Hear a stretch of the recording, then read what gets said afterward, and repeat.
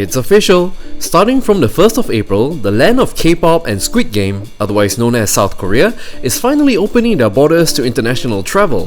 What are the new rules, and will there be any restrictions? Continue watching this video to find out. If you're planning for a visit this year and want to avoid quarantine, then you are required to be fully vaccinated first.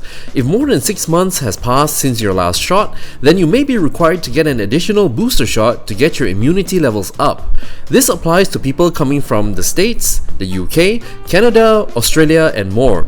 But there are exceptions. People who are coming from countries like Pakistan, Myanmar, and Ukraine will still be required to quarantine for 7 days upon arrival. South Korea's tourism board requires that every visitor have their own QR code ready for scanning at immigration. You can apply for the code through the country's Q-code system, and you will need to provide personal information like your passport number, the country you're traveling from, which airlines you'll be taking, and your vaccine records. The link to the website is in the description box below. South Korea's government are trying to ease a lot of the restrictions to make it easier for locals and tourists to enjoy themselves.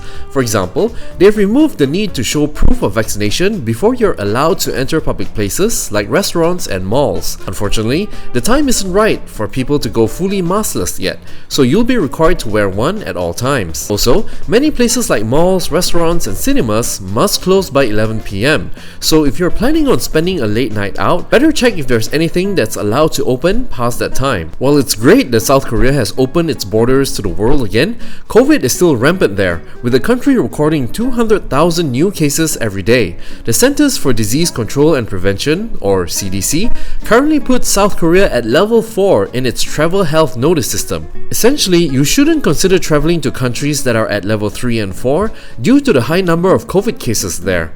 If you want to learn more about this system, I've left the link to the CDC website in the description box as well.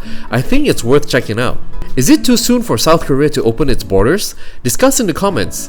If this video was helpful, then please give it a like and share it to anyone you know who's planning a trip to Korea. And finally, don't forget to subscribe for more videos coming your way.